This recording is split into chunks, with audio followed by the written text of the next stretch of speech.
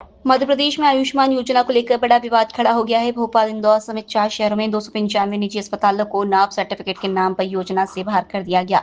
डॉक्टरों ने इसे वसूली का चक्र बताते हुए ज्ञापन सौंपा है। उनका आरोप है कि कॉर्पोरेट अस्पतालों के दबाव में यह फैसला लिया गया है ताकि गरीब मरीजों का सस्ता इलाज बंद हो सके।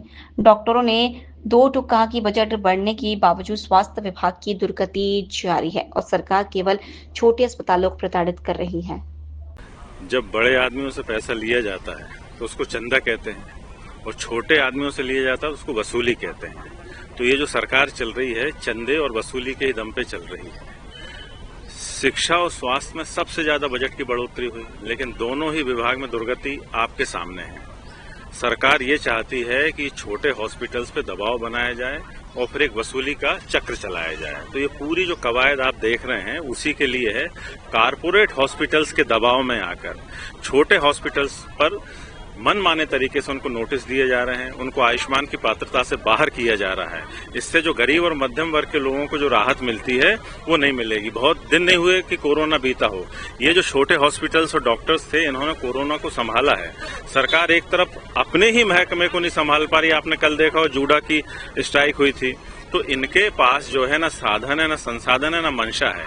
इनकी मंशा सिर्फ एक ही चीज में है कि कैसे भी छोटे हॉस्पिटल्स को प्रताड़ित किया जाए और उनसे वसूली की जाए और फिर इसके बाद नियमों को शिथिल कर देंगे। आप खुद बताइए कि मात्र 20 हॉस्पिटल्स बचेंगे, बाकी सारे हॉस्पिटल्स में आयुष्मान की पात्रता खत्म हो जाएगी। तो सरकार इतना बड़ा रिस्क क्यों ले रही है जब वो अपने दम पर स्वास्थ्य सेवाएं पूरी तरीके से और मुस्तैदी के साथ नहीं दे पा रही है? तो छोटे अस्पतालों के प्रति क्या दुराग्रह है सरकार का? सरकार का दुराग्रह सिर्फ इसीलिए है कि कैसे न कैसे वसूली की जाए। ये करीब 350 हॉस्पिटल्स हैं। अब आप मुझे बताइए कि 2-2, 5-5, 10-10 लाख रुपए की वसूली होगी तो कितनी बड़ी राशि हो जाती है। तो कुल मिला के भाजपा सरकार की जो मंशा है इससे जो है व्यवस्था को बनाना नहीं है, सिर्फ भय है और उसका दोहन करना है और उससे चंदा और छोटे लोगों से वसूली करना है। आज सभी अस्पताल संचालक यहाँ पधारे हैं कुछ अपने स्टाफ के साथ में। सुबह सभी को न्यूज चैनल और कुछ पेपर द्वारा ये खबर मिली कि 1 अप्रैल से कई अस्पताल आयुष्मान से डीएम्पैनल हो जाएंगे, जो कि अव्यवहारिक है। उसी की चर्चा के लिए हम आयुष्मान विभाग आए, क्योंकि हमें अधिकारियों द्वारा बार बार आश्वासन मिल रहा था कि नियम में सुधार किया जाएगा, जो कि अभी तक पूर्ण नहीं हुआ है। कई बार देखने में आया सर, आयुष्मान को लेकर विवाद की स्थिति बनती है, इसको लेकर देखिए, आयुष्मान भारत योजना को पहले तो आम जनता को समझना होगा। आयुष्मान भारत योजना यह ऐसी योजना है जो गरीब को एक प्राइवेट हॉस्पिटल में जाके इलाज के लिए मौका देती है। अब इतनी बड़ी योजना है, इतनी ज्यादा जनसंख्या है और इतने लाखों में क्लेम मध्य प्रदेश में रेज होते हैं, तो उसमें कुछ खामियां आती है। तो खामियों के कारण पूरी योजना को, अस्पताल को या अस्पताल संचालकों को, डॉक्टरों को बदनाम करना उचित नहीं है, क्योंकि इसमें इस योजना के द्वारा कई गरीबों को निःशुल्क इलाज मिलता है। यह भी सत्य बात है।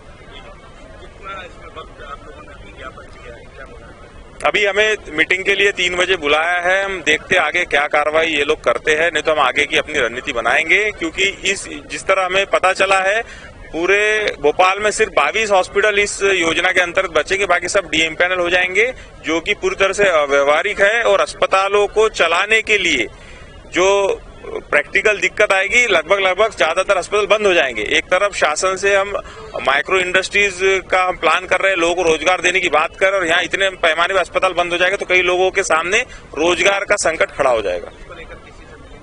बिल्कुल, हम इसको लेके स्वास्थ्य मंत्री श्री राजेंद्र शुक्ला जी से भी मिलेंगे, यहाँ पर अधिकारियों से मिलेंगे, जहां जहां जाना होगा वहां मिलेंगे। अगर हमारी बात नहीं मानी गई तो हम बाकी डॉक्टर्स एसोसिएशन, जो भी अन्य एसोसिएशन है, हमारे जितने भी पैरेलल एसोसिएशन है, सबको साथ लेके आगे की रणनीति तैयार करेंगे और इस नियम में बदलाव करके रहेंगे। मेरा नाम डॉक्टर विशाल सिंह बघेल है। मैं अध्यक्ष हूँ United private hospital director association.